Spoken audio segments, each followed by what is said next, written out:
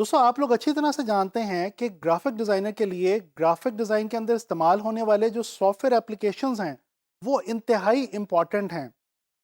अच्छा, अक्सर लोगों को ये मसला आता है कि जब वो as a beginner in softwares को इस्तेमाल करना शुरू करते हैं और जब इस्तेमाल से पहले इंस्टॉल करते हैं परचेज करके, तो अक्सर उनको ये कन्फ्यूजन आती है कि ये कौन सा वर्जन है सॉफ्टवेयर का और इसके अंदर पता नहीं क्या है क्या नहीं। तो आपकी ये जो सॉफ्टवेयर के हवाले से कन्फ्यूजन्स हैं उनको मैं इस लेसन के अंदर दूर करने की कोशिश करूँगा। मैं आपको इस लेसन में बताऊंगा अडोबी कंपनी के बारे में, उसकी हिस्ट्री के बारे में, जिसने अडोबी इलस्ट्रेटर और अडोबी फोटोशॉप जैसे ज़बरदस्त ग्राफिक्स बेस्ड सॉफ्टवेयर जो हैं वो इजाद किए। और इसके अलावा हम कुछ बात करेंगे अडोबी के जो डिफरेंट सॉफ्टवेयर्स हैं उनके वर्जन्स और उनके पैकेजेस के हवाले से भी। तो चलें शुरू करते हैं। अच्छा, सबसे पहले मैं आपको थोड़ी सी हिस्ट्री बताना चाह रहा हूँ जी अडोबी कंपनी के हवाले से।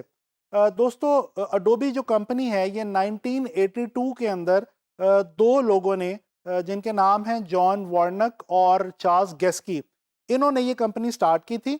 इससे पहले ये जीरोक्स पार्क नामी एक कंपनी के अंदर जो है वो जॉब करते थे। अच्छा, इन दो लोगों का जो एक बड़ा पहला माइलस्टोन था जो इन्होंने अचीव किया अपने करियर के अंदर, वो ये था कि इन्होंने पोस्टस्क्रिप्ट लैंग्वेज के ऊपर बहुत ज़्यादा काम किया।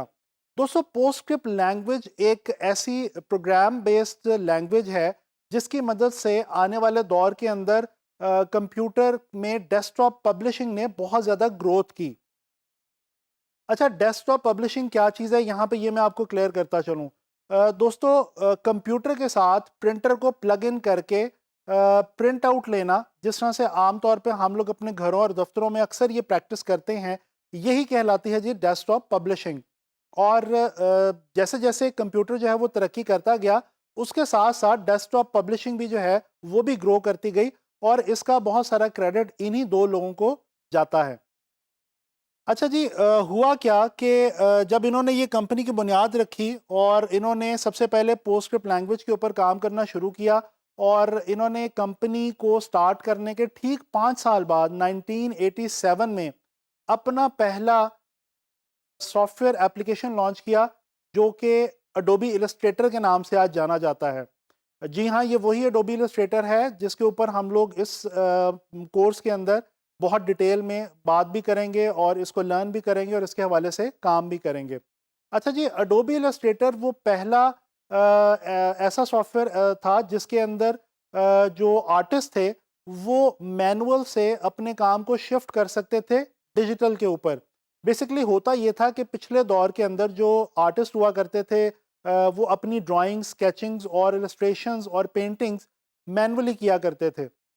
लेकिन जैसे जैसे कंप्यूटर तरक्की करता गया तो चीज़ें जो है वो डेफिनेटली डिजिटलाइज होती गई, और इलस्ट्रेटर ने उन आर्टिस्ट को हेल्प किया कि वो अपनी उन इलस्ट्रेशंस को, उन ड्राइंग्स को, उन स्केचेस को और पेंटिंग्स को डायरेक्टली कंप्यूटर के ऊपर कर सकते थे इस सॉफ्टवेयर के अंदर।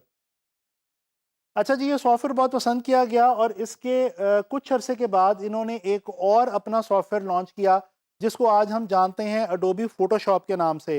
अडोबी फ़ोटोशॉप भी बेसिकली सबसे पहले इसीलिए लॉन्च किया गया था कि वो फ़ोटोग्राफ़र्स जो कि पहले मैनुअली अपनी तस्वीरों को प्रोसेस करते थे, डेवलप करते थे डार्क रूम के अंदर और प्रिंट करते थे, उनकी वो सारी जो हैज़ल और प्रैक्टिस थी उसको ख़त्म कर दिया गया और उसके एक सॉल्यूशन के तौर पे, डिजिटल सॉल्यूशन के तौर पे अडोबी फ़ोटोशॉप को लॉन्च किया गया।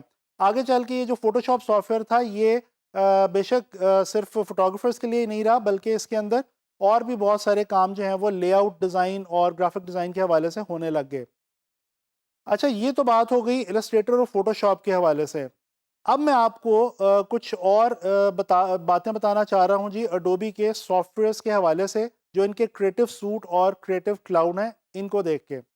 अच्छा जी, क्रिएटिव सूट बेसिकली जो है वो इसलिए लॉन्च किया गया, अडोबी कंपनी ने जैसे जैसे अपने सॉफ्टवेयर्स लॉन्च करते किए मार्केट के अंदर, और इनके सॉफ्टवेयर्स को जैसे जैसे पसंद लोगों ने करना शुरू किया, तो इन्होंने ये सोचा कि क्यों ना हम अपने ग्राफिक्स बेस्ड जितने सॉफ्टवेयर्स हैं उनका एक पैक बना के, एक पैकेज बना के उनको सेल करें। तो लिहाजा इस तरह से ये हुआ कि डेफिनेटली कंपनी का रेवेन्यू भी बढ़ गया, और जो यूज़र्स थे यानी कि डिज़ाइनर्स, इलस्ट्रेटर्स, फोटोग्राफर्स, उनके लिए ये आसानी हो गई कि पहले उन्हें हर सॉफ्टवेयर अलग-अलग इंस्टॉल करना पड़ता था, लेकिन अब वो इन तमाम सॉफ्टवेयर्स को एक पैक के तौर पे क्रिएटिव सूट के नाम से जो है वो इंस्टॉल कर सकते थे और परचेज कर सकते थे। तो जो पहला क्रिएटिव सूट लॉन्च हुआ वो था CS, या उसको CS1 भी कहा जाता है। इसके बाद CS2, CS3, CS4, CS5 और फिर जो लास्ट क्रिएटिव सूट अडोबी वालों ने लॉन्च किया वो था जी CS6। CS6 के बाद इन्होंने 2013 में क्रिएटिव सूट नामी जो इनकी कलेक्शन थी उसको डिसकंटिन्यू कर दिया, और उसके बाद इन्होंने एक नई अपनी जो है वो लॉन्च की, पैकेज अपना लॉन्च किया, कलेक्शन लॉन्च की, जिसको ये क्रिएटिव क्लाउड के नाम से हम लोग आज जानते हैं। तो दोस्तों क्रिएटिव क्लाउड भी बेसिकली क्रिएटिव सूट की एक अपग्रेडेशन है, और इसके अंदर भी उसी तरह से बहुत ज़्यादा सारे सॉफ्टवेयर्स हैं। और डेफिनेटली मैं यहाँ पे आपको ये बात भी क्लियर करता चलूँ कि ये इतने सारे वर्जन्स जो उन्होंने लॉन्च किए एडोबी कंपनी ने, इनको लॉन्च करने का एक मकसद ये भी था कि वक्त के साथ साथ हर आने वाले नए वर्जन में इन्होंने अपने सॉफ्टवेयर्स को बहुत इम्प्रूव कर दिया है। बहुत सारे ऐसे काम जो हम शुरू के अंदर इलस्ट्रेटर या फोटोशॉप में नहीं कर सकते थे, वो आज हम बहुत आसानी से जस्ट एक सिंगल क्लिक के साथ इलस्ट्रेटर और फोटोशॉप में कर सकते हैं।